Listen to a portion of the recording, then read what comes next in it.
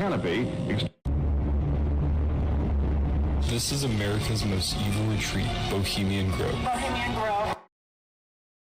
What is up, guys? So if you're watching this from the future, this is a almost 4 hour long video. 3 hours and 40 minutes. I'll move the screen for you. 1 sec. 3 hours and 40 minutes. So if you're down to watch this, let's enjoy it. This is all the story about Bohemian Grove, and if there's anything secret, this is on Twitter, so it's basically like censored on probably other platforms. So we're gonna get through it. We're gonna go watch it all. If I get taken down, then we know why. But let's get into this. Bohemian Grove. A restricted 2,700-acre campground where the elite go to discuss world events and participate in ancient pagan rituals. The evidence is there. The Grove exists. It is true that presidents, politicians, and bankers all willingly congregate here every July to do shady stuff in the woods. These men at the top of the food chain look forward to this getaway every single year. It's time to expose everything about Bohemian Grove, the playground of the American elite.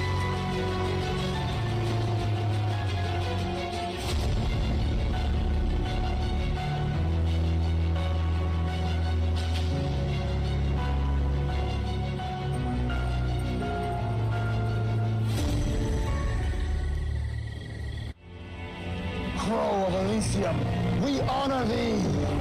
We honor thee! We honor thee! We honor thee!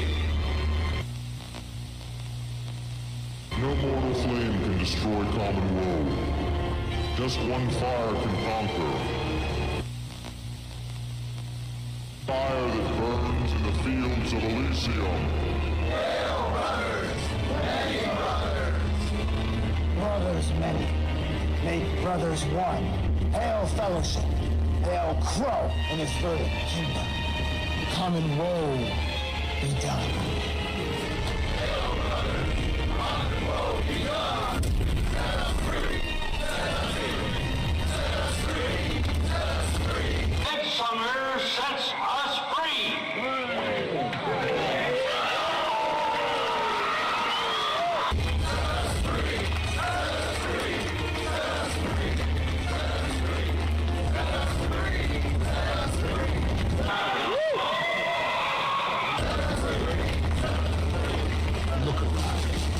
Some of the most powerful men in the world are gathered in this clearing.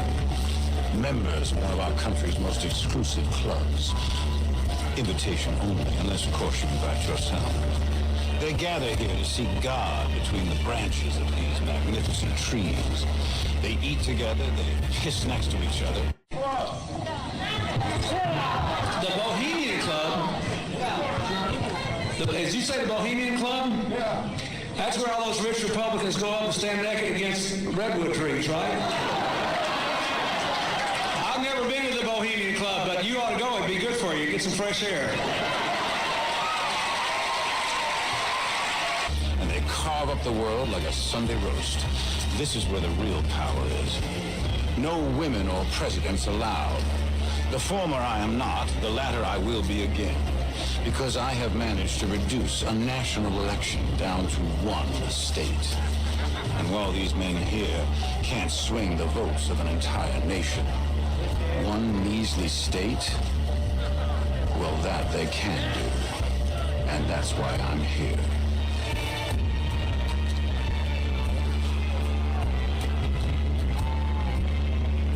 So welcome to Elysian Fields.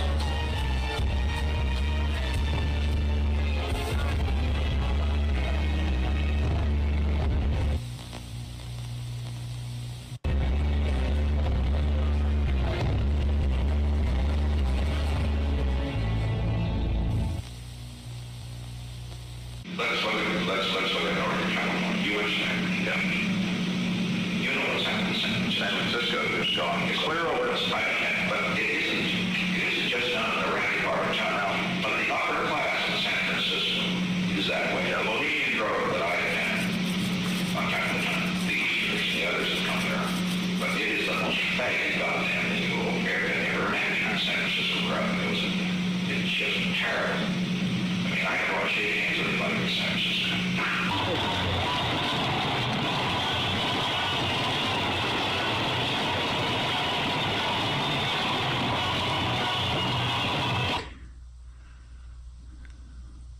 Dude, I'm actually here. This is insane. No way.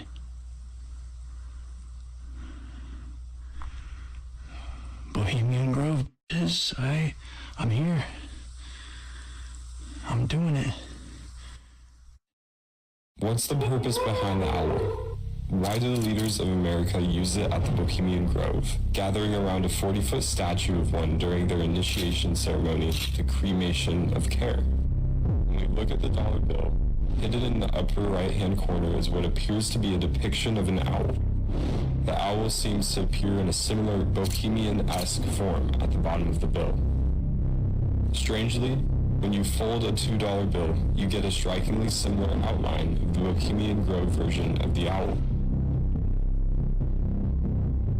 Some people like to believe that this hidden symbol on the dollar bill is nothing more than the end of the webbed pattern beside it, or even a mistake. However, the other side of the bill doesn't have the same mistake or mirror the end of the pattern. Some people even think it's a spider, but even the spider has direct ties to Bohemian Grove. Engraved on the entrance sign for Bohemian Grove is the club's motto, "Weaving spiders come not here," a reference from Act 2, Scene 2 of Shakespeare's A Midsummer Night's Dream. The spider reference ties back directly to others' beliefs that the hidden symbol on the dollar is in fact a spider. The meaning behind the weaving spiders phrase is to leave all of their outside cares at the door during their weekly retreat in July. Leaving cares behind seems to play an important part in the cremation of care ritual. Going back to the owl, our monetary bills seem to reference it symbolically. But what if I told you this symbol goes much deeper than that? Statues of the owl appear all over Yale's campus and all over New York City. If you look from a satellite view above the U.S. Capitol building, you can see a clear outline of an owl. Its eyes, torso, tail feather, and wingspread, which extends from the streets away from the Capitol. Washington, D.C.'s physical framework was designed by famous French Freemason Pierre Lafont. If you don't know anything about Freemasonry, I suggest you watch Phase 1 to catch up to speed. The Illuminati is a fact, not fiction. 𝗘𝗡𝗧𝗘𝗡𝗧 was a German philosopher and founder of the Illuminati. He founded the Bavarian Illuminati on May 1st, 1776, which consisted of several Freemasons, including Johann Wolfgang von Goethe. The symbol of the Illuminati wasn't originally the all-seeing eye of Providence, but was actually an owl.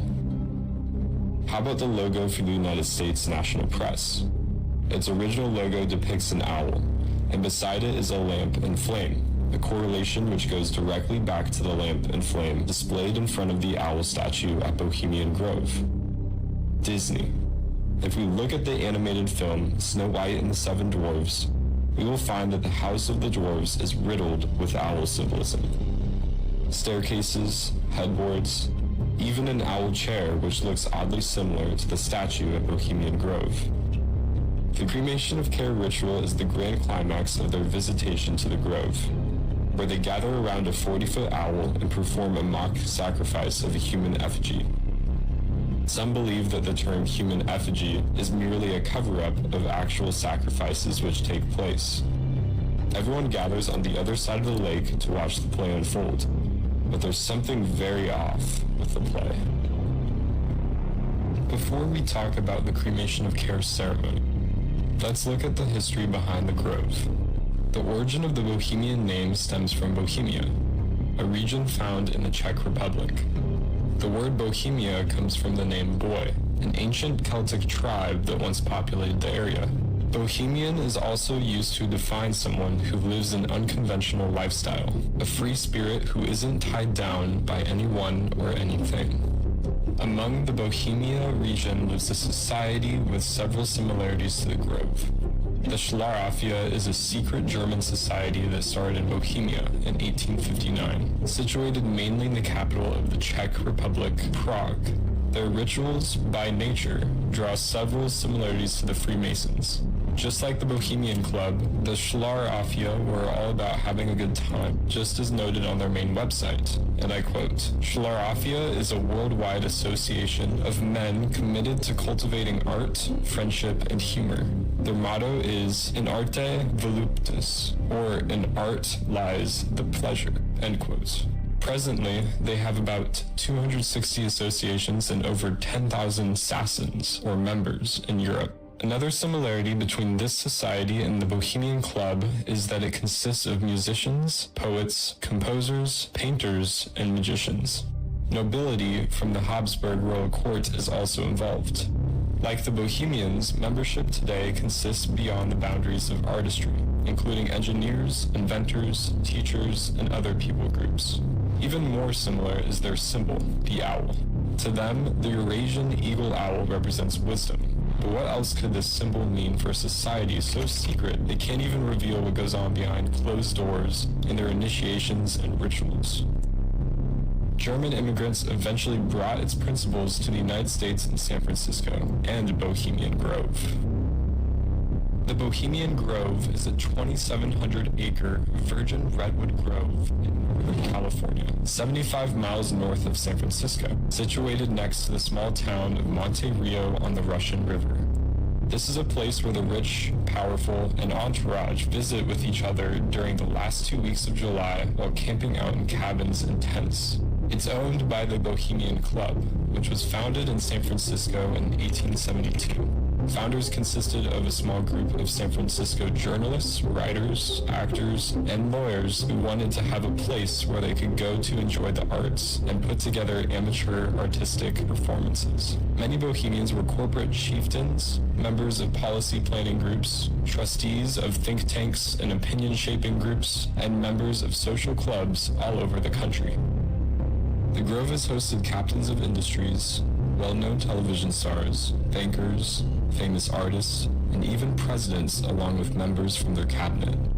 At least one officer or director from 40 of the 50 largest industrial corporations in America have been present over the years at the Grove, mainly as a member or guest. Now a question. What have Herbert Hoover, Art Linkletter, Jack London, and Richard Nixon all had in common?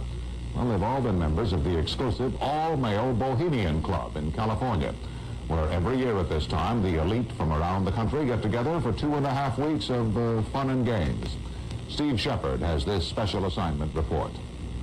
More than 2,000 members of San Francisco's exclusive and all-male Bohemian Club have once again descended on Northern California. These men will spend most of the month of July encamped on some 2,700 acres of pristine and privately owned redwood forest. Forest very much like this. The place is called Bohemian Grove, and it's located just 80 miles north of San Francisco. The Grove is the Bohemian Club's summer retreat, and its facilities are hidden beneath lush forest canopy extending south from the banks of Sonoma County's Russian River. For more than a century, the camp has been a place where club members and guests from all across America gather to relax. The retreat is divided into dozens of small camps, the most prominent of which is called Mandalay. Among its members are businessmen like Leonard Firestone and Edgar Kaiser, and political figures like Gerald Ford, Henry Kissinger, William French Smith, and George Shultz. President Reagan, Vice President Bush, and Defense Secretary Weinberger are members of other camps. Richard Nixon is a Bohemian, and so are high-ranking executives of such companies as Eastern Airlines, Standard Oil of Indiana, and Bank of America. For the most part, the men of Bohemian Grove are over 50, highly successful, and, according to many employees, politically conservative. Well, each year, many of them seem to have a stunt, or try to come up with a stunt. Last year, in 1980, the popular button was Free the Fortune 500. Membership in the Grove is by invitation only and is determined by such factors as social standing, occupation, and personal connections. Privacy is one of the Grove's most cherished virtues. Members may not photograph, record, speak, or write about activities at the retreat. While many public officials are Grove members, the press is a distinctly unwelcome guest. We're from ABC News. Get back there. Can we talk to somebody in there? Get back there. Anyone willing to navigate a boat up the Russian River can get a glimpse of the northern edge of the compound, but that's about all. Still, there are outsiders who have researched the Grove. Sociology professor William Domhoff found out enough to write a book on the place. Well, I think it's a playground for the powerful. It's a place where wealthy men from all of the United States gather for 2 weeks to relive summer camp with this ceremony called the cremation of care that begins the 2-week encampment where the body of dull care, symbolizing woes and concerns, is burned on an altar in front of a big owl statue. When that ceremony ends, they all start to cheer and yell and hand each other a beer. And other regular activities include the production of 2 plays, one of which involves major sets, orchestral music, and extravagant costumes. The other play appears to be just a bit on the lighter side, at least judging from these old photos. Members also spend time swimming, hiking, relaxing in the sun, and doing a bit of drinking from the Grove's own privately labeled spirits. Like a boys' camp, the Grove has a symbol, in this case a somewhat fierce-looking owl. It also has a patron saint, St. John of 𝗘𝗡𝗥𝗣𝗢𝗦, a legitimate 13th century Bohemian canonized for his sense of honor. What the Grove does not have is any women, not even as employees. Despite its camp-like atmosphere, the Grove does host some serious business. The degree that there's anything important happens at the Bohemian Grove, it's political. The important speeches that have been made at the Bohemian Grove have been made, for instance, and the best example, by Richard Nixon. Eisenhower gave a speech there. It was the first time the West Coast establishment really saw him close up. Discussions at the Grove in the 1930s helped lead to the development of nuclear power and the atomic bomb. It was at the Grove in 1967 that Richard Nixon and Ronald Reagan hashed out differences over their presidential ambitions. Each year, guests like Henry Kissinger or Zbigniew Brzezinski address members on their areas of expertise. Presidential counselor Edwin Meese will be among this year's speakers. And each year, other guests come to the Grove simply to enjoy themselves. This year, CIA Director William Casey is a scheduled guest of John McCone, former CIA Director. Baseball Commissioner 𝗣𝗠𝗡𝗧𝗏 has been invited as a guest of baseball owner Peter O'Malley. Despite the presence of so many notables, the Grove is not without its small headaches.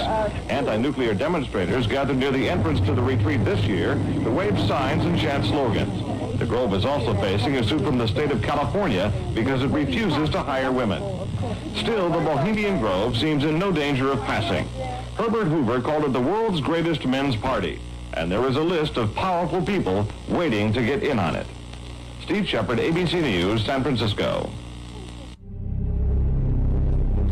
Each year at the end of July, nearly 1,500 men gather together at the Grove for this 2-week encampment. Captured in this image of a meeting at Bohemian Grove in 1957 are well-known elites David Rockefeller, Ronald Reagan, Glenn T. Seaborg, and Richard Nixon. Seaborg headed the plutonium work on the Manhattan Project, spearheading production for advances in nuclear technology. Other Bohemians helped with the Manhattan Project, and discussions for this most likely arose at the Grove. In Nixon's 1978 book titled The Memoirs of Richard Nixon, he mentions his encounters with Hoover and Eisenhower, and I quote, "In the summer of 1950, I saw him at even closer quarters at the Bohemian Grove, the site of the annual summer retreat of San Francisco's Bohemian Club, where each year members of this prestigious private men's club and their guests from all over the country gather amidst California's beautiful redwoods. Herbert Hoover used to invite some of the most distinguished of the 1,400 men at the Grove to join him at his caveman camp for lunch each day. On this occasion, Eisenhower, then president of Columbia University, was the honored guest. Hoover sat at the head of the table as usual, with Eisenhower at his right." End quote. Other notable elites, House Speaker Newt Gingrich and President Bush, spoke at the lakeside talk in front of the Owl at the 1995 encampment. Bush was even noted for saying that his son, George W. Bush, would make a great future president someday. That aged well. The Bohemian Grove camps began with tents and traditions. Names like Cliff Dwellers, Moonshiners, Silverado Squatters, Woof, Zaka, Toyland, Sun Dodgers, and Land of Happiness found their homes in the Grove. There are about 120 camps today, between 10 to 30 members each on average. People describe the camps as similar to a fraternity system, which mirrors some of the same concepts found in Freemasonry. Here's a closer look at some of the other camps and who they consist of. The fact that rich men from all over the country gather together at Bohemian Grove is evidence for the existence of a socially cohesive upper class. Most of these men know each other very well and are part of the same social network. One might conclude that the cohesiveness of the upper class is maintained through these gatherings, and even through the cremation of care ceremony. The highlight of the Grove encampment is an opening day initiation ceremony called the Cremation of Care, in which the campers are given permission to forget their worldly duties and responsibilities, and instead focus on having a good time, just like in the old days, when they were young and supposedly carefree. That night they have their first dinner in the huge open-air dining circle. They hear welcome speeches, they give a cheer to the old guard, those who have been in the club for 40 or more years, and they pay their respects to the fallen leaves, those who have died in the past year. But the highlight of the evening is the Cremation of Care, an initiation into the spirit of the encampment. The ceremony, which takes place on the first night of the encampment, has happened every year since 1880. Several men carry an open coffin with what appears to be a lifelike human body, or sacrificial effigy, consisting of black muslin wrapped around a wooden skeleton. This effigy, named as Mr. 𝗘𝗡𝗧𝗘𝗡𝗧, is cremated the first Saturday night at the ceremony in front of the owl, symbolizing the concerns and woes these men bear in their daily lives. Greek mythology courses itself throughout the Cremation of Care play, as the opening scene contains Hamadryad, or a tree spirit, who in Greek mythology is bound to the tree it abides in. The spirit demands the Bohemians to burn away the sorrows of yesterday and to cast your grief to the fires and be strong with the holy trees and the spirit of the grove. Weaving spiders, come not here. This line, as spoken earlier, is taken from Shakespeare's A Midsummer Night's Dream, and it's supposed to warn members not to discuss business and worldly concerns, instead concentrating on the arts, literature, and other pleasures within the portals of Bohemia. They chant, "Midsummer sets us free," as a way of being freed from their care during the encampment, burning away their cares for the outside world with the effigy, Mr. 𝗘𝗡𝗧𝗘𝗡𝗧. The flame that burns from the lamp of fellowship consumes away their care. There is only one fire that can overcome the great enemy care, and that, of course, is this very flame situated on the altar. Hail fellowship, he concludes, and thou, 𝗘𝗡𝗧𝗘𝗡𝗧, be gone. When we play back the clip from Alex Jones's documentary where he infiltrated Bohemian Grove in the year 2000, we can hear someone screaming, almost as if someone is actually being sacrificed.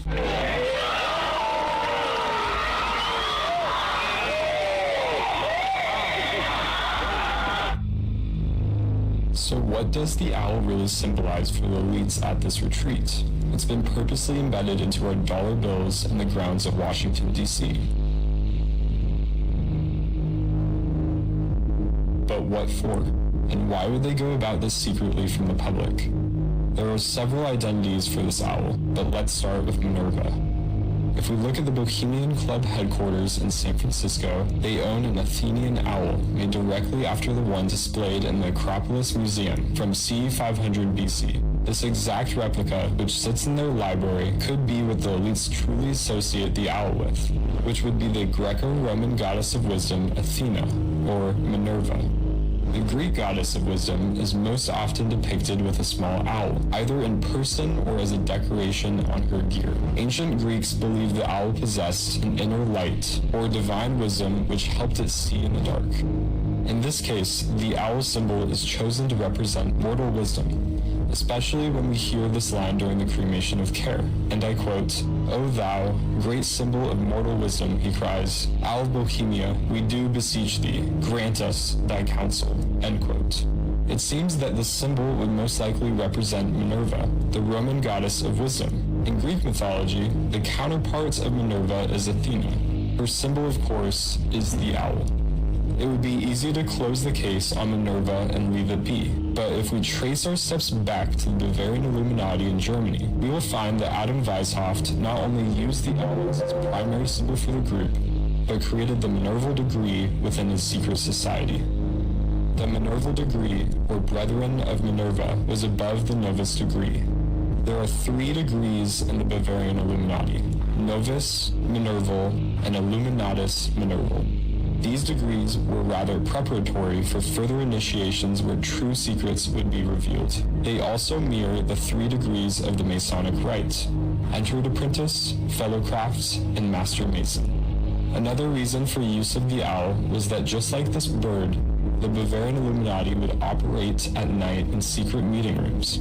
If we think about the ties between the Illuminati and the cremation of care ceremony, those in the Bavarian Society would recite the Ode to Wisdom poem by Elizabeth Carter during their ceremonies. This poem mentions the owl as a feminine creature, and one of the lines alludes to the Cremation of Care Act, and I quote, "the dole rewards of care," end of quote. If we think about Mr. Dolcare, the cremated body before the 40-foot owl deity at Bohemian Grove, it seems that the Bavarian Illuminati initiates of the 18th century were using similar terminology in their meetings. The Bavarian Illuminati also began May 1st of 1776, just before the United States founded itself upon Freemasonic virtues on July 4th. They also formed shortly after Freemasonry began officially in England during 1717. I bring up Freemasonry due to the inspiration it gave Adam Weishaupt when he created the Illuminati, and also because of Freemasonry's secret fraternal order named the Order of Owls. The Triple O consists of only Master Masons, those at the highest degree, and each lodge is called a nest. By the 1920s, they had 600,000 members and 2,148 of these lodges. One of their early petitions says this on the back page, which reads, and I quote, "Observe the satanic grin with which they will say, well, I should remark. My boy, if you are not an owl, you are strictly not in it." End of quote. Satanic grin. That's a very interesting choice of words. I wonder which master they serve. The next goddess the owl could represent is Ishtar, the Mesopotamian goddess of love and war, and also fertility. If we compare Ishtar with this baked clay terracotta plaque, which dates back to ancient Babylon, we will find many similarities. This art piece is called the Burney Relief, also known as the Queen of the Night, created in the 19th to 18th century BCE. Scholars go back and forth in their debates for who they believe this goddess to represent, which would either be Ishtar, Lilith, or Ereshkigal. Notice the owls to the left and right of the deity. Ishtar is also known as the divine Lady Owl. This classification, although not as compelling as Minerva, is another viable candidate for Minerva, but as we soon will find out, there is much more to this claim. Lilith. Lilith is another Mesopotamian figure, and in Jewish folklore is queen of the demons. In rabbinic literature, she is depicted as the mother of Adam's demonic offspring after his separation from Eve in the Garden of Eden. What is so interesting about her relation to Bohemian Grove is that she is usually depicted as either a winged serpent or a screech owl who kidnaps children and murders them. Bohemian Grove poet George Sterling wrote a play known as Lilith in 1920, where Lilith mentions the owl. This provides some credence to the idea that many Bohemians knew about her symbolism with the owl. Could this have been alluding to the secrets behind the symbol at the Grove? The last deity which the owl at Bohemian Grove could represent is the Canaanite deity associated with child sacrifice, Moloch. The name derives from combining the consonants of the Hebrew melech or king with the vowels of boshet or shame, the latter often being used in the Old Testament as a variant name for the popular god Baal or Lord. If we look to the Old Testament of the Bible in the book of Leviticus, we find that the laws given to Moses by God expressly forbade the Jews to do what was done in Egypt or in Canaan. And I quote, "You shall not give any of your children to devote them by fire to Moloch, and so profane the name of your God." Leviticus 18:21. Kings such as Ahaz and Manasseh were influenced by the Assyrians, and are reported to have worshipped Moloch at the hilled site of Topheth outside of the walls of Jerusalem. 2 Kings illustrates this in chapter 23, and I quote, "And he defiled Topheth, which is in the valley of the sons of Hinnom, that no one might burn his son or his daughter as an offering to Moloch." 2 Kings 23:10. Medieval French rabbi Shlomo Yitzchaki wrote an extensive commentary on Moloch in the 12th century. Here's an excerpt from one of his passages, and I quote, "Topeth is Moloch, which was made of brass, and they heated him from his lower parts, and his hands being stretched out and made hot, they put the child between his hands, and it was burnt. When it vehemently cried out, but the priest beat a drum, that the father might not hear the voice of his son, and his heart might not be moved." End quote.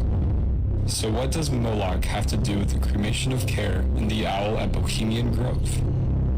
Well, something interesting to note about ancient practices of sacrifice is that the method of performing appeasing rituals to their gods was usually through a cremation process. The owl comes into play when we realize that both Moloch and Baal, the Canaanite and Phoenician deity of fertility and weather, are one and the same. First, let's look to the Old Testament book of Jeremiah to compare these two deities.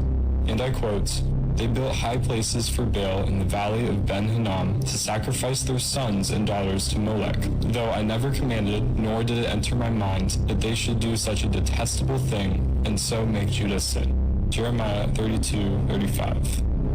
Baal is an all-powerful sun god, and in the Greek city of Palmyra, the ancients worshipped a sun god named Moloch Baal as late as 500 AD. Moloch and Baal seem to hold several similarities in the way they were worshipped. In Jeremiah 19, we read this about Baal, and I quote, "Thus says the Lord of hosts, the God of Israel, Behold, I am bringing such disaster upon this place that the ears of everyone who hears of it will tingle. Because the people have forsaken me and have profaned this place by making offerings in it to other gods whom neither they nor their fathers nor the kings of Judah have known, and because they have filled this place with the blood of innocents, and have built the high places of Baal to burn their sons in the fire as burnt offerings to Baal, which I did not command or decree, nor did it come into my mind. Therefore, behold, days are coming, declares the Lord, when this place shall no more be called Topeth, or the valley of the son of Hinnom, but the valley of slaughter." Jeremiah 19:3-6. So, what if you don't believe in the Bible? Well, here are some more historical cases from Moloch, or Baal's association with the owl symbol. The owl is part of the Egyptian hieroglyphic alphabet, representing what we call the letter M. This can stand for either Minerva or Moloch. However, in studying the 1905 lithograph book called The Inland Printer, American Lithographer, Volume 34, we find that the letter M in ancient Egyptian, written with the owl hieroglyph, is pronounced as Mulak. Mulak is another pronunciation for Moloch. Now we can see how Moloch and the owl at Bohemian Grove have uncanny similarities. Tracing back to Ishtar, we find that Baal's wife was Asherah. Asherah is another name for Ishtar, and each of these names from different regions highlight the same deity these people groups worshipped. So yes, Ishtar is Baal's winged and mysterious wife, and the divine Lady Owl. Even more, another Bohemian poet by the name of Allen Ginsberg wrote a poem called Howl in 1955. In it, he describes Moloch as a global capitalist and industry-loving machine. After researching each of these figures in depth, we can conclude that the owl statue at Bohemian Grove draws several parallels to wisdom, along with child kidnapping and sacrifice. One last thing to mention about Moloch is something directly related to Hillary Clinton's emails. In one of her leaked emails from an unknown entity by the name of Tree, the sender states, and I quote, "With fingers crossed, the old rabbit's foot out of the box in the attic, I will be sacrificing a chicken in the backyard to Moloch." End quote. Sacrificing a chicken in the backyard to Moloch?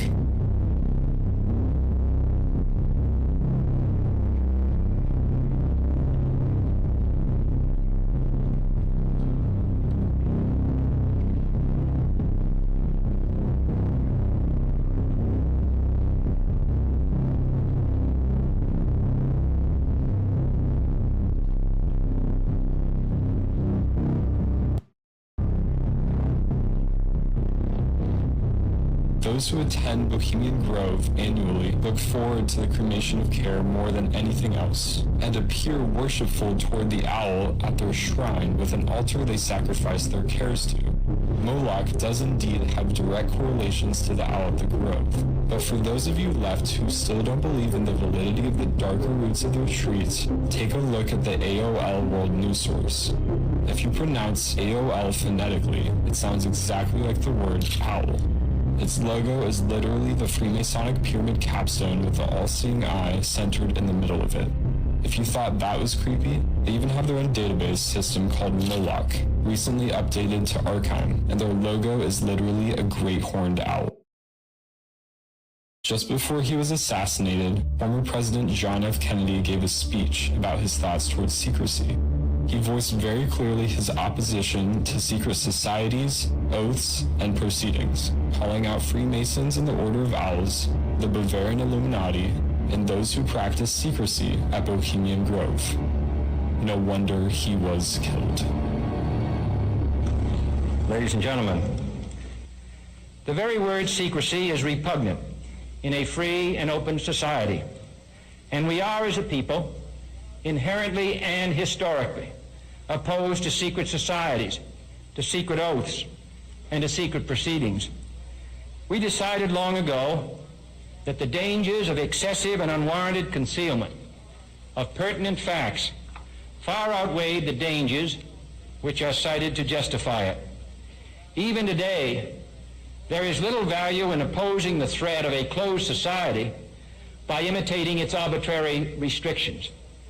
Even today, there is little value in ensuring the survival of our nation if our traditions do not survive with it.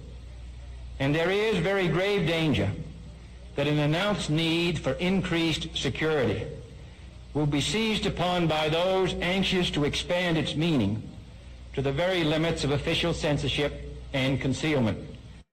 One last question. I read a Washington Times article many years ago where you had a comment about the organization, and then now it's been in the Wall Street Journal, it's been in a lot of different newspapers, and that's the Bohemian Grove. And back in, 1996, when you joined as a Clinton advisor, the Republicans were criticizing you. Oh, what about Bohemian Grove? And then you countered them by saying, "Hey, I don't run around in the woods naked." What did that mean? Here is the before-mentioned Washington Times article where he said, "I didn't run around naked like they do." That's where all those rich Republicans go up and stand naked against redwood trees, right? I don't know what quote you're referring to. I'm not aware of any quote like that. Listen, I am a happy member of the Bohemian Grove. I like the folks who come there, and it's really inappropriate for me to talk about the group beyond that. Thank you. Have you been there for the ceremony with the cremation of care? Frankly, I don't think that's something I need to talk to you about. Really? That's right.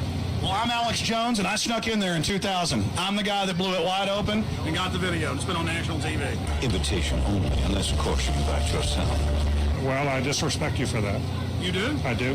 But it's a lot of big public officials going in there. Don't we deserve to know? I don't know anything about you, and I don't know anything about your film. But if you go in there with an understanding, you violated that understanding by releasing that film, and I don't respect you for that. Really? But we have public officials. I'm sorry, you took an understanding when you went in there that you would not do that film. And did you have an understanding when you went in there? No. Did you crash it? Yes. Yeah, and it has no trespassing signs there too, doesn't it? No, they put them up after. Oh, I'm sorry. I'm sorry, sir. I've been there before. I know what the circumstances are, and I'm sorry you violated the understandings. That was not a gentlemanly thing to do. But what about the ritual? Is the ritual gentlemanly?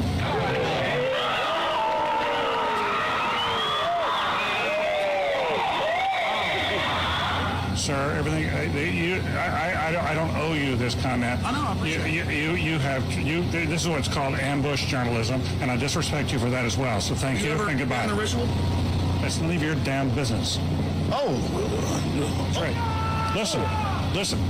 You go around and make understandings with people and violate them. You ambush people on the streets, and that's an inappropriate form of journalism. If you wish to practice that, that's fine, but don't ask others to respect you for it.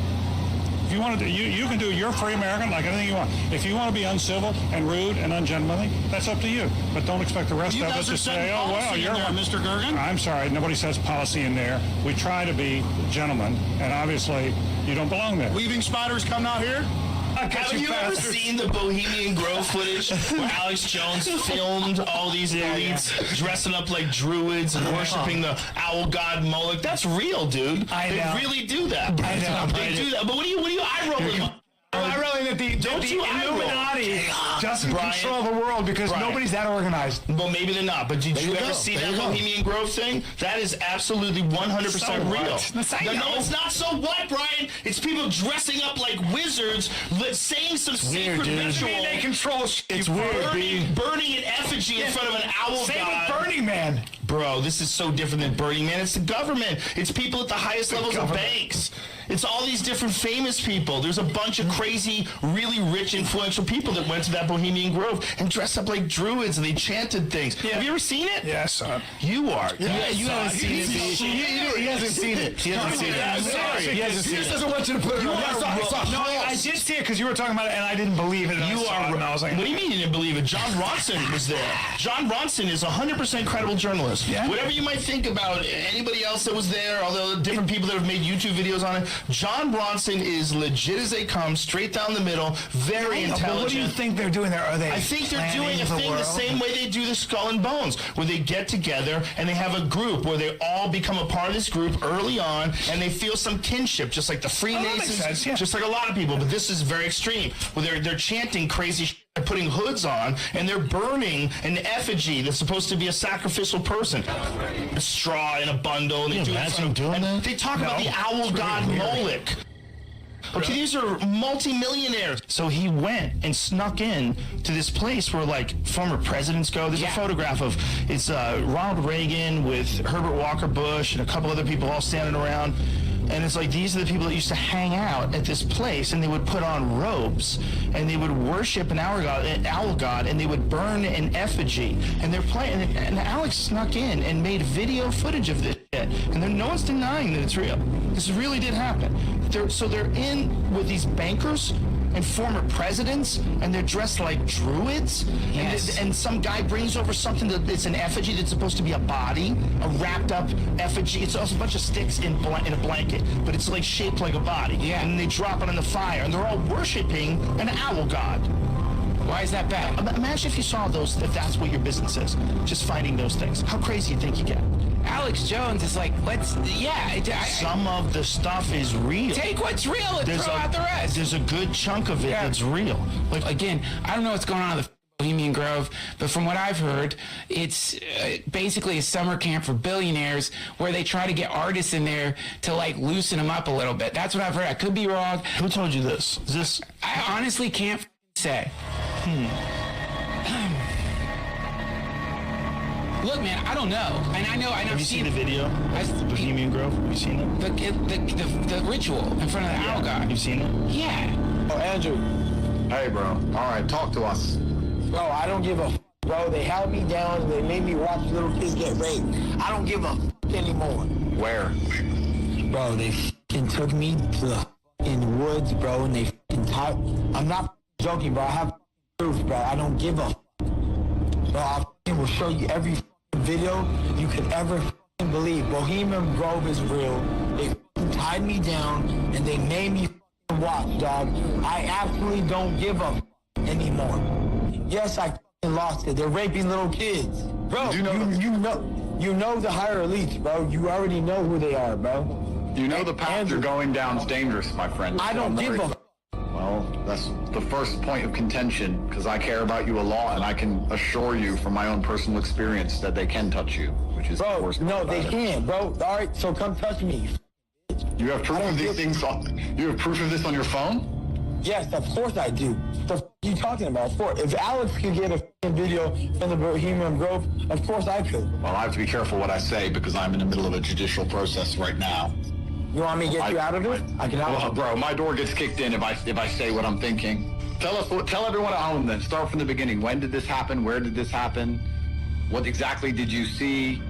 Why have you tweeted the things you've tweeted? Let people at home understand you a little. Because I don't give a bro. They raped me, right? I was 2 years old. They raped me. I have proof of that too. That's where it all started, bro. At the right time, I'm gonna release all of it, but at the right time, I'm gonna do it. They're already calling me to tell me to stop. I don't give a dude. I've already had a meeting with them. I'm gonna let you sit with that, Andrew. All right, bro. Well, I want you to know that either way, I'm praying for you, and I hope that. Thank you, bro. You know, and I mean. I don't give a bro. Alex Jones has been saying the same shit. And they try to the only reason they can't stop me because They listen to the devil. I listen to God. God gave me authority. It's over for everybody, bro. As you just heard, American professional boxer Ryan Garcia told social media personality Andrew Tate about his experience of when he was tied down at Bohemian Grove and forced to watch kids get sexually assaulted. He claims to have proof about what transpired at the Grove, and even goes on to say that he also has proof of him being sexually assaulted at the age of 2. A question that needs to be asked is why would Ryan go out of his way to bring forth this information if it could damage all of the progress made in his career as well as permanently ruin his reputation? In this next clip with TMZ, Ryan behaves somewhat abnormally when stating that he will stop talking about anything unrelated to his fights. Here to announce my return back to Instagram. Now, over these past couple of days, you guys have seen some pretty intense things. I understand what they are and I understand what they look like. But I'm coming back to announce I'm not going to speak on any other topic other than boxing, sports, and my fight. Strangely, he doesn't quite look nor act like himself, is wearing a bizarre Greco-Roman crown, and seems forced to say certain things during the interview. After the TMZ incident, Ryan started speaking out again and came forward saying that his cards were blocked and that certain authorities tried to put him in jail. His claims that he isn't doing this for any material gain seem justified with the strange things that have transpired after he came forward attempting to expose the human trafficking industry. Hey guys, it's me, Ryan. I'm coming on here to explain what's going on. I'm not in possession of my phone. I can't get access to my Instagram. My cards are locked. I personally wanted just to send out a video to the people that love me and my fans. I'm okay. I'm not dead. I believe in Jesus. All those are lies. And they try to put me in jail. They're blocking my cards. I can't access my money. I don't know what's going on, but just know I'm okay. The reason why you will see audience members place hats on him during his live stream is because TikTok is currently the only platform he is able to use to talk about these subject matters to his followers. Here, he provides some statistics about the industry and discusses some hard truths about his current situation. I'm not doing this for clout. I'm not doing this for anything. This does nothing for my fight. This is just me trying to give the facts and the truth of what I've seen throughout the years. The last fight was for my son, Henry. I wanted to fight for him, and that's what I give the fight to. This time, it's for the children around the world. I'm gonna give you guys some facts, since some people want some facts. This is surface level proof. This is common knowledge if you're really paying attention. Okay, the first fact, with human trafficking, including sex trafficking, the global industry of human trafficking, including child sex trafficking, is estimated to be worth $150 billion annually. That's crazy. That's crazy. $150 billion annually. Do you understand what that means? Number 2. Globally, the International Labor Organization estimates that 1.2 million children are trafficked each year. 1.2 million children are trafficked each year. The U.S. is the #1 nation in the world for consuming child sex material. The rules of satanic worship is it needs to be in your plain sight. That's all I'm going to say. So everything that I'm saying is right in front of your face. And you're not doing anything about it. You're not doing anything about it. I'm screaming to the world, putting my reputation on the line. I got people wanting to cancel the fight. People telling me I need to go to mental rehab to put me into the psych ward because I'm speaking the truth. Please help me and you help the children. You know, Jeffrey Epstein ain't the only island. Think about that. They do horrible things together so they don't snitch against each other, and they're rich so they hold each other accountable. If you say something, I'm going to say something, and everything comes down. Think about it. It's insanity for telling the truth now in a world full of lies. Everybody went crazy when I said Bohemian Grove, and I'm not going to get into that. But it's the truth. And I'm hurt every day because they have tried everything in their power to stop me. And God pulled me through. As you see the rough 3 days I went through, but God brought me out of it. I might cry, I might cry. But only because of the Holy Spirit and the love that I feel right now. I don't want to cry, but I'm gonna cry. I love God so much, and I just felt that in my heart. I felt that in my soul. Like, I've been going through a lot lately. I've been feeling a lot of hurt because I tried myself. I tried my hardest to share all the love that He gave me, and I tried to help out the kids, and I tried my best, and everybody tried to break me down. You know what I mean? Like, they tried to break me down. They tried to make me stop. You know, they tried to cancel my fight. And I was trying to do something good, you know, and I put everything down on the line. I appreciate it. I love you guys. I want to leave you guys with that peace. It's amazing to see how he is fighting for a good cause to help protect children of the world, yet people still want to go after him and cancel his fights. Do you think Ryan Garcia is telling the truth? If you still need more evidence on what takes place at Bohemian Grove and its ties to the human trafficking industry, we can look to former head FBI agent of Los Angeles, 𝗘𝗡𝗧𝗘𝗡𝗧, someone who was silenced for coming forward with some bold claims.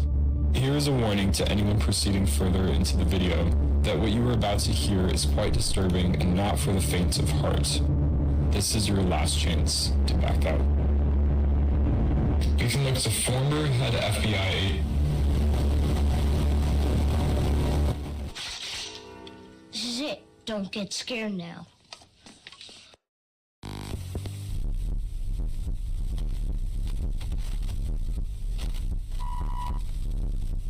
You connect all of the dots, and they've got some of the same symbols that go to Baphomet, the Owl of Moloch up here in the Bohemian Grove. They sacrifice children. They do it symbolically now, maybe. No. I have a source.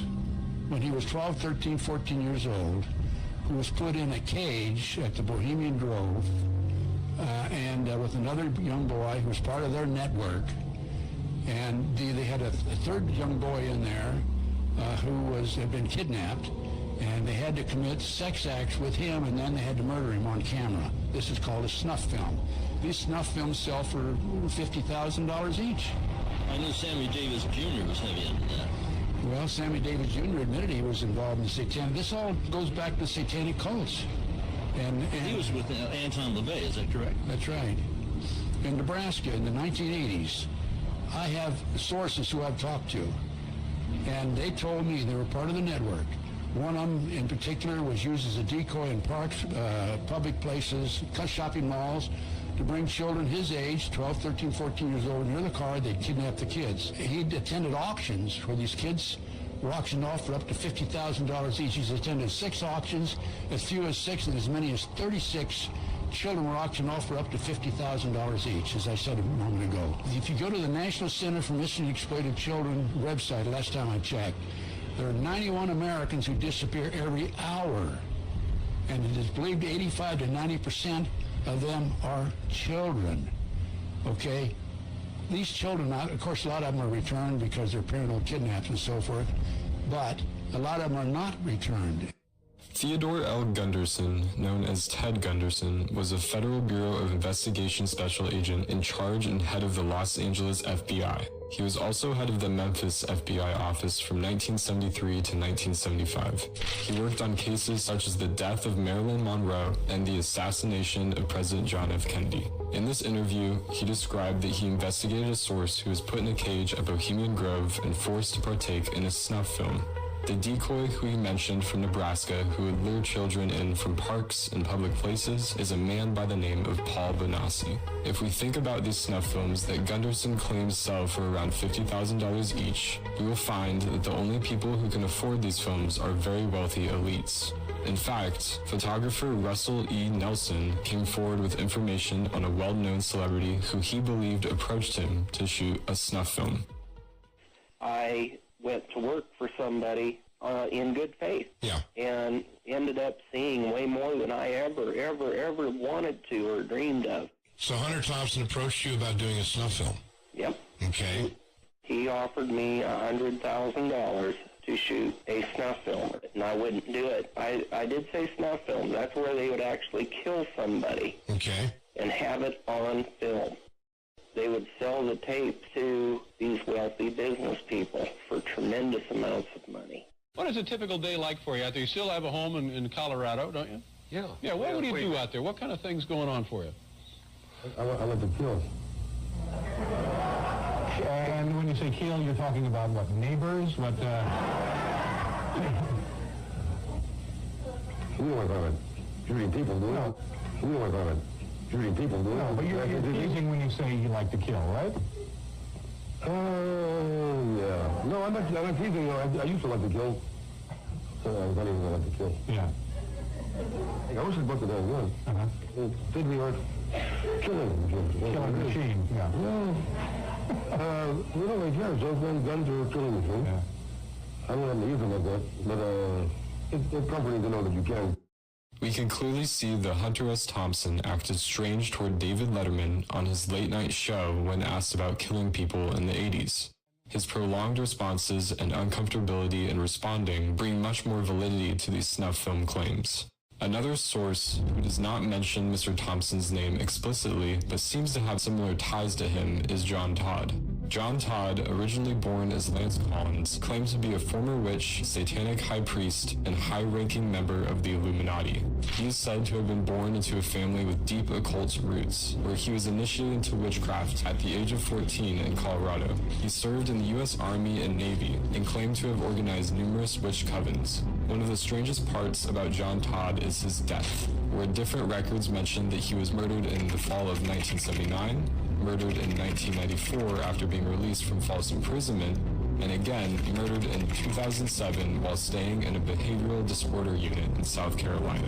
I bring up these records because the inaccuracy for the date of his death is similar to a cover-up murder case. He also claimed to be in the top 13 elite families of the world as part of the Collins family, and in May of 1971 was said to have become a Grand Druid High Priest put in charge of 13 states in the U.S. 13 is a big number for the Freemasons, and is seen everywhere across the dollar bill.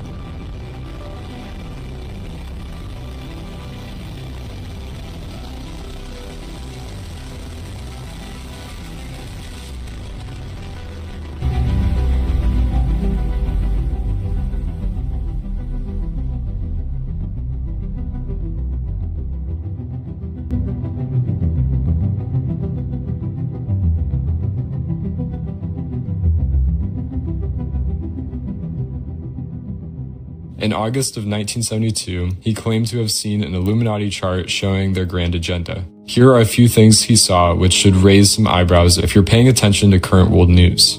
The first was taking guns away from US citizens. The second was enacting martial law. And the third thing he saw was Israel starting World War III. There are many other things he saw, but we must move on. He eventually found a way to break free from the darkness and became a strong Christian bound with purpose in revealing the Illuminati's plans for humanity. In a snippet from one of his audio tapes, Todd discloses Colorado Senator George McGovern as the man who handed him the knife for his initiation ceremony. George McGovern and Hunter Thompson were good buddies, and I wonder if John Todd's initiation ceremony took place at Thompson's retreat in Aspen, Colorado. Here is the audio snippet. Initiation of witchcraft blood sacrifice. I studied for 6 more months and then taken up to Colorado Springs and initiated. And I do believe that when I testified here the last time, I explained who the person was that handed me the ceremonial knife for that ceremony. Another senator named George McGovern. You might, before the night gets over, start to realize that Washington isn't bad as you thought it was. It's worse.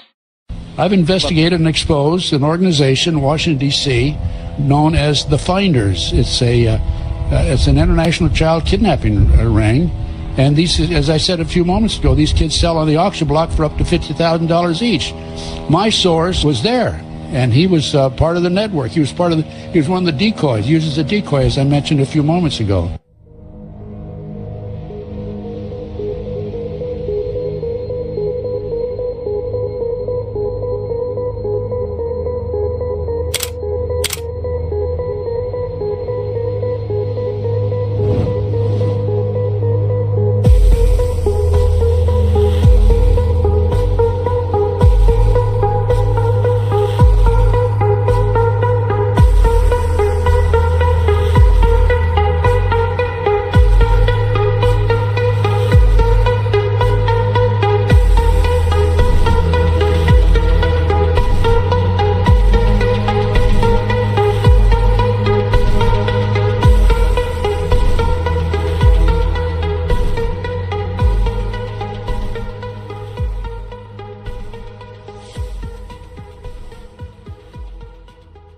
So this all dovetails. And you did this to the law enforcement, they laugh at you because they've been infiltrated, very basically. Not every law enforcement agency, I'm sure. There's a lot of good police officers, a lot of good FBI and CIA agents, but it's a fact. Senator or Congressman Kucinich has announced that the CIA has their own assassination squad. What are we doing killing people without due process? What's going on here? Most people would refuse to believe Ted Gunderson's testimony of people being killed without due process, along with there being an international kidnapping ring in Washington, D.C. But Ted or John aren't the only people who have worked in high spheres of government that are saying this, as we will find out later. Returning to 𝗘𝗡𝗧𝗘𝗡𝗧, here is another audio snippet where former Nebraskan Senator John DeCamp discloses information from Paul's personal diary. Detailed in it is his direct experience from the snuff film taken on property at Bohemian Grove. Continuing, you actually have the passages in your book out of the diary, and then. Well, I have right here the diary. If you want me to read a little, okay? Now, understand that I didn't know that the thing was Bohemian Grove back then, nor did the kid when he was writing it. All he knew was he was taken to this place. Let me just read it. It'll take 3 minutes. Is that okay? Yeah, go ahead. I went in January. Now, this is 𝗘𝗧𝗧𝗘𝗡𝗧, a kid named Paul 𝗘𝗧𝗧𝗘𝗡 writing this, and this is directly word for word from his diary. I went in January of '84 on every trip. I was paid by men King knew for sex. In the summer of '84, sometime, I went to Dallas, Texas, and had sex with several men King knew in a hotel. I flew on YNR Airlines, by the way, that's a private airline or just private charter deal, and CAM Airlines, another private charter deal, normally for King. I never had much personally to do with King, only went where he told me to go. In or on July 26th, I went to Sacramento, California. King flew me out on a private plane from Eppley Airfield in Omaha to Denver, where we picked up Nicholas, a boy who was about 12 or 13. Then we flew to Vegas, to a desert strip, and drove into Las Vegas into some ranch and got something. Then flew on to Sacramento. We were picked up by a white limo and taken to a hotel. I don't remember the name of it. We, meaning Nicholas and I, were driven to an area that had big trees. It took about an hour to get there. There was a cage with a boy in it who was not wearing anything. Nicholas and I were given these Tarzan things to put around us and stuff like that. They told me to, I won't use the word, blank the boy and stuff. In other words, have sex with him. At first I said no, and they held a gun to my genitals, I'll use the word, and said do it or else lose them or something like that. I began doing it to the boy and stuff. And Nicholas had anal sex and stuff with him. We were told to blank him and stuff and beat on him. I didn't try to hurt him.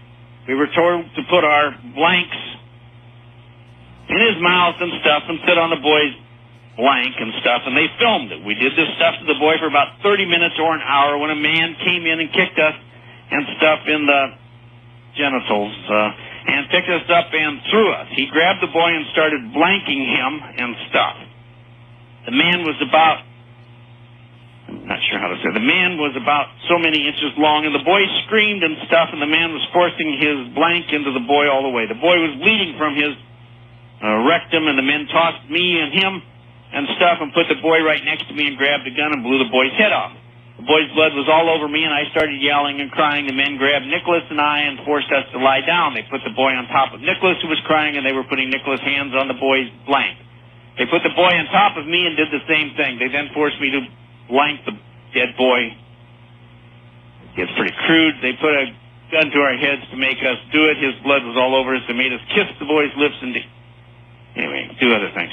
Then they made me do something I don't even want to even write, so I won't. After that, the men grabbed Nicholas and drug him off, screaming they put me up against a tree and put a gun to my head, but fired into the air. I heard another shot from somewhere, and then saw the man who killed the boy drag him like a toy. Everything, including when the men put the boy in a trunk, was filmed. The men took me with them, and we went up in a plane. I saw the bag the boy was in. We went over a very thick brush area with a clearing in it.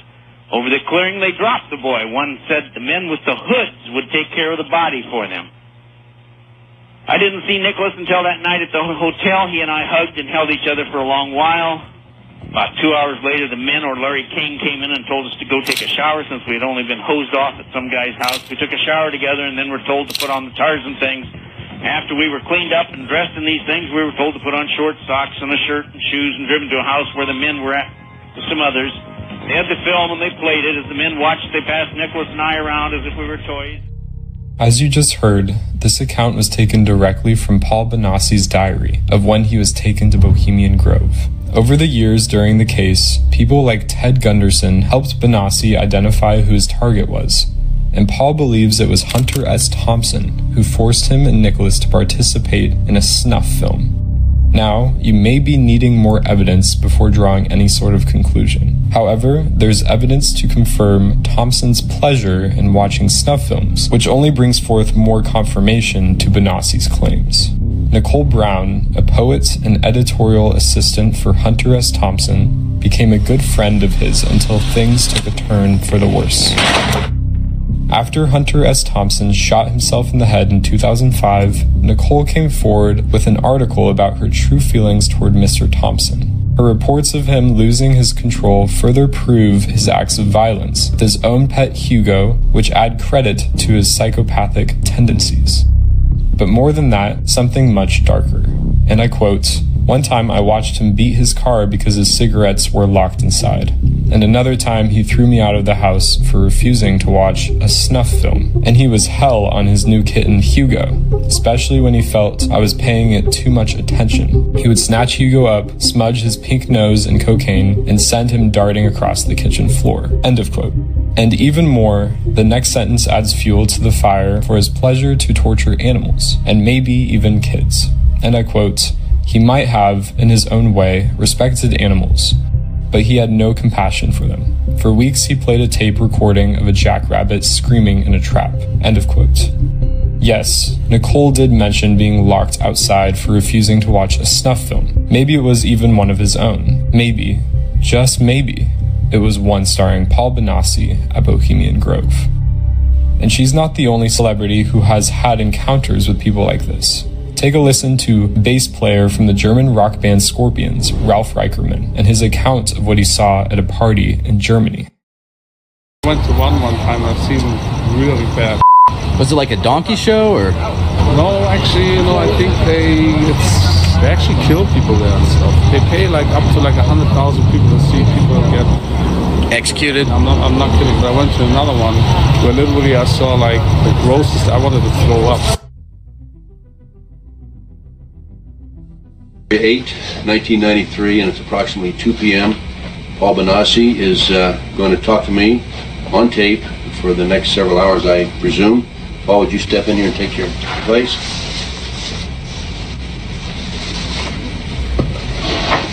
Explain to me what multiple personality is. Because you've been a multiple yourself. Yeah, multiple personality disorder is a disorder that people get when they've suffered traumatic events, usually when they were young children, usually stemming from sexual abuse or satanic ritual abuse.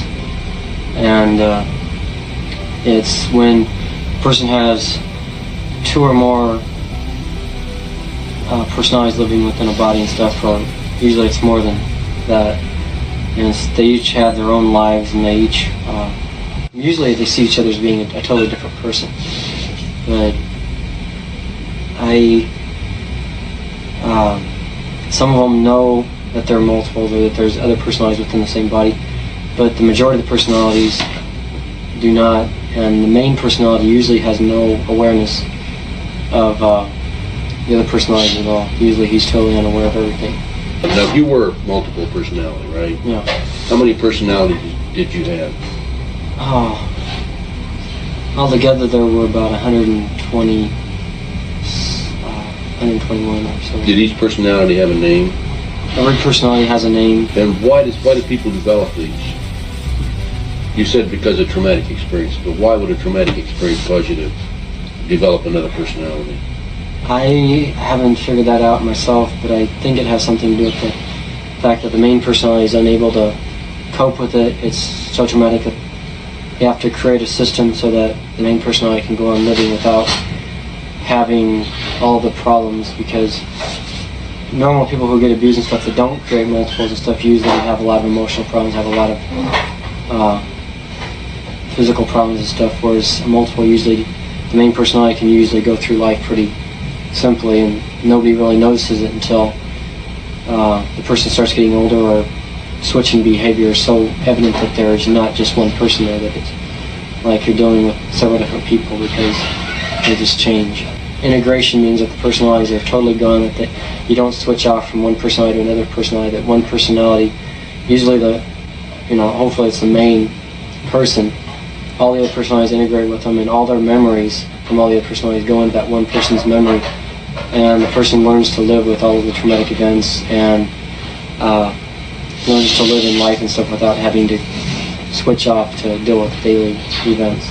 All the psychiatrists try and say is that once you're multiple personality, you can integrate completely and stuff, but you always have the ability to dissociate into and create a new personality any time that's needed, which I don't know if that's true or not, because there's nothing that, after remembering my past, that anything in the future that could be any more horrible or any worse than what I've already gone through. So I don't feel like there's any need to ever have to switch back into that kind of a mode. And in the integration process and stuff, the personality, usually I can see it inside my head, because inside you have a visual of everybody, it's the other personalities and stuff, and they grow up and they kind of just merge with you, and all of the memories come with them and stuff. There's no longer any need to have that personality because you already know everything that the personality knows from you talking with them. And as you answer these questions, this is 𝗘𝗡𝗧𝗘𝗡𝗧 answering them, but in the old times, it would have been one of your other personalities. Is that what you're saying? Yeah, in the past it would have had to been some of the others, because like when I first started getting interviewed by 𝗘𝗡𝗧𝗘𝗥𝗣𝗢𝗦 and the Omaha police, the other personalities had to come out because I had no knowledge of any of this stuff at all. I mean, like the police, when they said that 𝗘𝗡𝗧𝗘𝗡𝗧 said that nothing happened, they were probably correct, because they probably actually in fact, I know they got me out one time and stuff, after one of the personalities had talked to me and stuff, and then... What do you mean they got you out? They got me as Paul out. Okay. During the middle of one of their interviews about some of these people that had abused me and stuff, and the way they got me out and stuff was they kind of scared the other personalities, and I'm usually the one that's kind of the protector of everybody. Because even though I didn't know at the time that these were other personalities, I thought these were their other friends and stuff that I was protecting and stuff.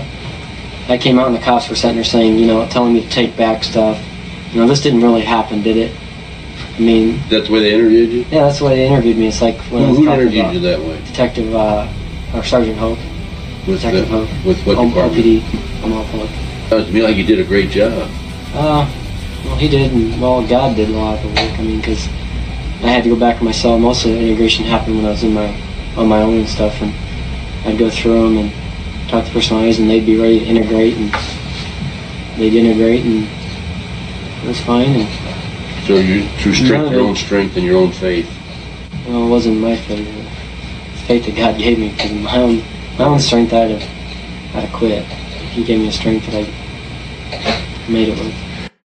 The following interview is from May 14th, 1990, between 𝗘𝗡𝗧𝗘𝗡𝗧 and Special Investigator Gary A. Caradori at the Douglas County Correctional Center in Omaha, Nebraska. When I came back, he started kicking on me again.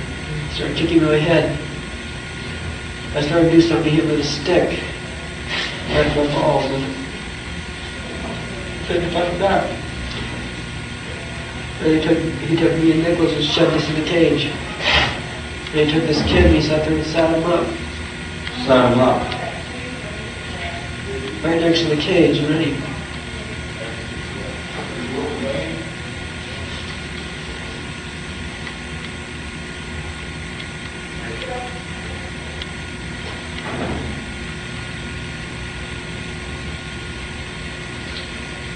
Started kicking the kid in his face. The kid was just crying.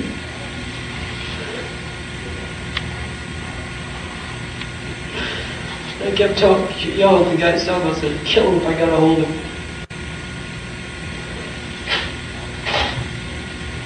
I said, no,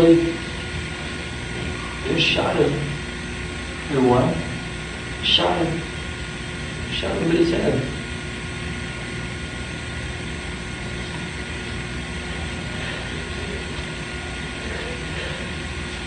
Right after that, I tried to kill myself. Took us back to the hotel and tried to cut my wrist.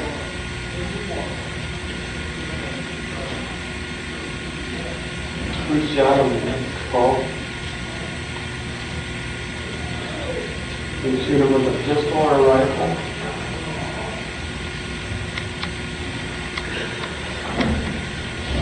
Handgun. Pistol. Where exactly did they shoot him on his body? Shot in his head. Front and behind. Different.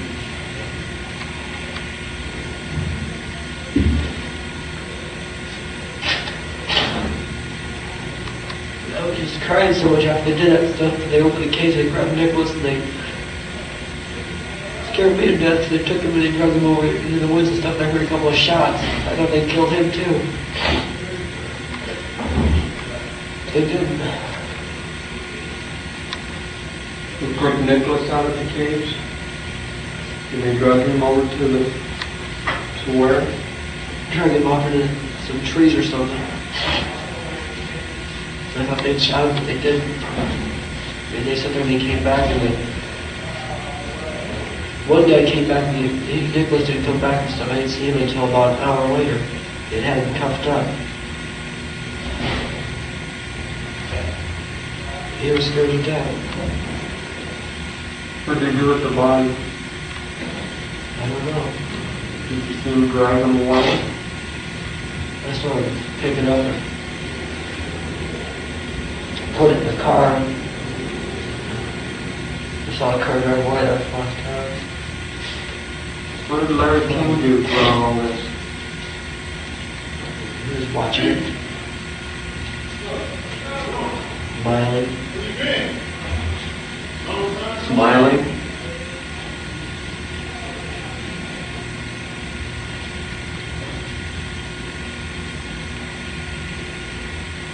Why didn't you report them?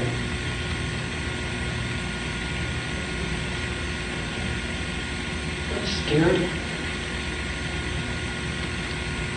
You never told anybody until this day about that? Told all their friends about it. Tell the police about it? Yeah. What did you tell them the police? Detective Hope. What did he say? He didn't believe me. Why? He says those type of things just don't happen.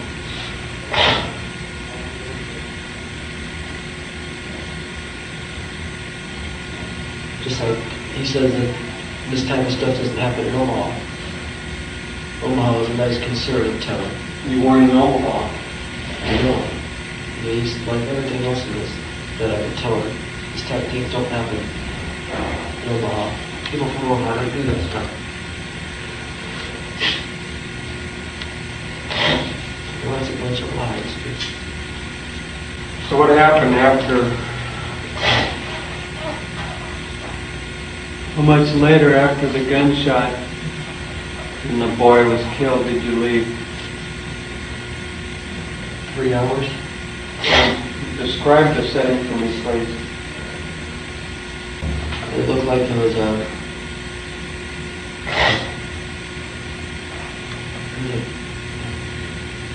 garden off to one direction. There was a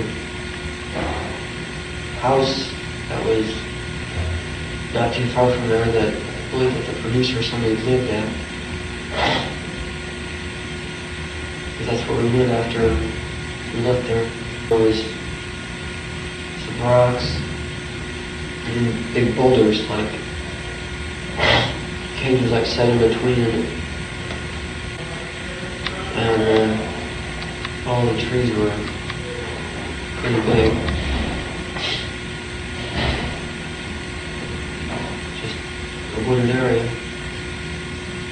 And a swing in a little like pond or something down in one of the trails. Once again, midsummer sets us free. From more files found on his interviews, we find that the kid Paul was forced to have sex with was named Jeremy. In some of his earlier interviews, Paul described seeing a big owl statue and men wearing hoods in the middle of the forest where the snuff film took place. However, mostly everyone interviewing him thought this was a false memory of his and discounted it. They knew nothing about Bohemian Grove at the time, so when claims about the owl statue started surfacing from other investigators, this only boosted the validity of his claims. Former Nebraskan Senator John DeCamp wrote in his book, The Franklin Cover-Up, that Paul was taken to a wooded area which was later identified after the first publication of the book as Bohemian Grove. This is one of the reasons why he republished the book with 2 parts 4 years later after its initial release. In this account, if we read further down the next page, we see that Paul identifies Mr. Thompson as the director of the film. What's even more interesting are the ties between Bohemian Grove and Hunter S. Thompson's cabin in Colorado. His retreat where Nicola had her strange encounters with him, and possibly where John Todd may have been initiated into witchcraft, is literally called Owl Farm. Make with that what you will. A documentary that never aired and highlighted the events of the Franklin cover-up, especially those surrounding Paul Benassi and Lawrence King, is called The Conspiracy of Silence. This film was funded by the Discovery Channel for a series of videos called First Tuesday back in 1993. Just before the documentary was supposed to air publicly, the Discovery Channel withdrew all of their support for the project. To this day, the full documentary has remained unaired.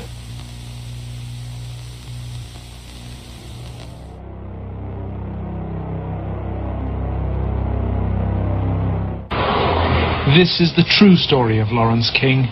It is the story of an evil at the heart of America, of a cover-up at the highest level.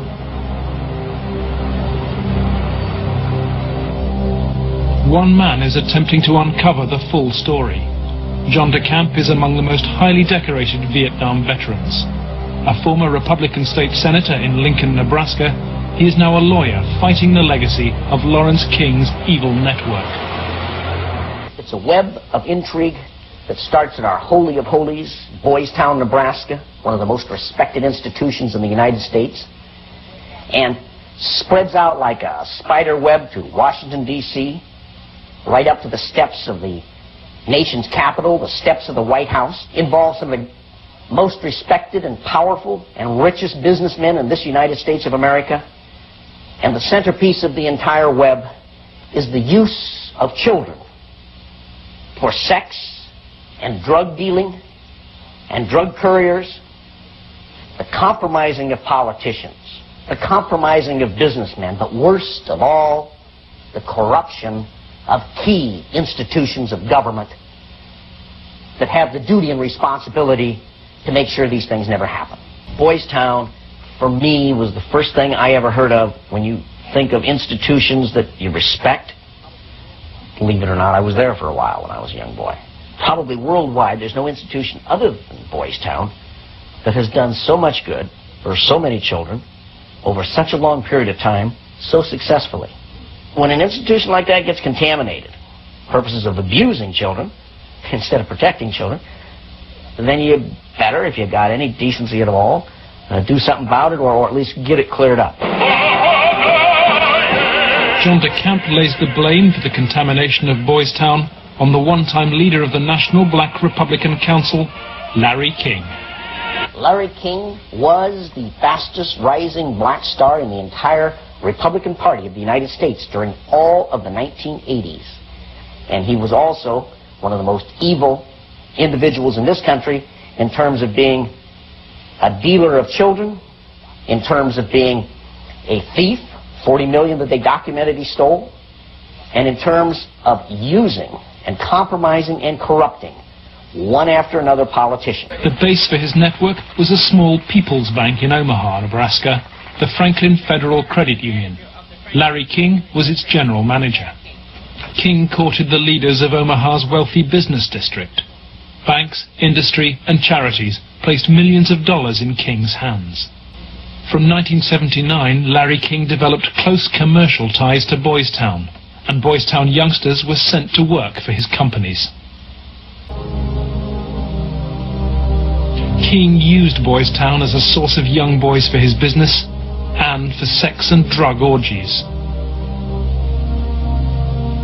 𝗘𝗡𝗧𝗘𝗡𝗧 was a victim of King's abuse. He was also sent by King to lure Boys Town youngsters off campus. We used to just drive around, go up toward a home, as we used to do some of the scavenger hunts with picking up some of the kids. You know, just kind of win their confidence, become friends with them for a while. Start inviting them to the parties. The kids were 10 years old or older. In 1986, King's plundering of Boys Town was reported by staff to the chief executive, Father 𝗣𝗨𝗥𝗣𝗦. Despite the investigation, Larry King remained free to feed his pedophilic parties with child victims. But in 1988, a routine review brought the Boys Town cases to the attention of Nebraska's State Foster Care Review Board. And the information presented to the Foster Care Review Board, either via the telephone reports, the personal reports, or the reports we reviewed, Larry King's name was consistently present as someone that the youth were making allegations against. I mean, I turned that information over to authorities, and nothing happened. I would say we handed over at least a foot-high amount of material. Generally speaking, the allegations were ignored. Omaha police now accept that Larry King may have been abusing children. Morning, Robert. Those perpetrators named by the children formed a ring of rich and powerful pedophiles in Omaha. Men from industry, politics, the media, even the police. Besides Larry King, ringleaders were department store billionaire Alan Baer and the celebrity columnist of the Omaha World Herald newspaper, Peter Citron. Larry King's political and business empire grew. He courted the Republican Party nationally and plundered Franklin's accounts to finance a luxury lifestyle of limousines, private planes and palatial homes, 3 in Omaha and 1 in Washington, D.C. Franklin's records show he spent $10 million on jewelry, flowers and private planes. And his lavish spending bought him a charmed life. Larry King was constantly heralded, cheered, applauded in the news media as the great businessman that's helping the poor people, the black community of Omaha. But King's extravagance attracted the attention of the Internal Revenue Service. As a result, on April the 11th, 1988, the Franklin Credit Union was raided and closed by the FBI. King was arrested, and a federal investigation showed he'd stolen $40 million from Franklin. But the FBI's inquiries were secret, and evidence of King's sex ring was quickly covered up. I received a phone call on the floor of the legislature. The caller did not identify himself, but he said, "Lauren, you do not want to have an investigation of the Franklin Federal Credit Union." And I asked who I was speaking to, and they said, "That doesn't matter, but you shouldn't have that investigation." And I said, "Well, why not?" He said, "It will reach to the highest levels of the Republican Party, and we're both good Republicans." The night before we testified before the legislative committee, I did receive a phone call at home that said, "If you speak, you won't live to regret it." Ormiston and Caradori recorded their new witnesses on videotape. A victim of abuse since he was 8, 𝗘𝗡𝗧𝗘𝗡𝗧 was present at many of Larry King's sex parties. Media personality Peter Citron procured some of his victims from Boys Town. The kids he liked were mainly around the age of probably about 8 and 13. It was mainly fondling and oral sex with them. He did have some anal sex, but he usually did that with the older kids. Alan Baer was a sick. Didn't care, wanted sex, nasty, I don't even know if you can call it sex, and take it any way he can get it, pay for it, he liked to, but if he had to take it by force, he would. Larry King was the same kind of sick Alan Baer was, except Larry King was more violent, more sure of himself, I would, see him, a 10-year-old boy in the, until he bled and, just pull out and stop and, push him down, and then go out and, meet with decent people. King would also provide underage girls for abuse. Alicia Owen was 15 when she attended her first party. Alan Baer and Larry King frequently hosted the child sex parties in penthouse apartments at the Twin Towers luxury block. A lot of it was me handcuffed with my hands behind my head and my feet tied, and doing different things. What do you mean? Sometimes there'd be a guy straddling over my face. Okay. Most of the time, Larry King took pictures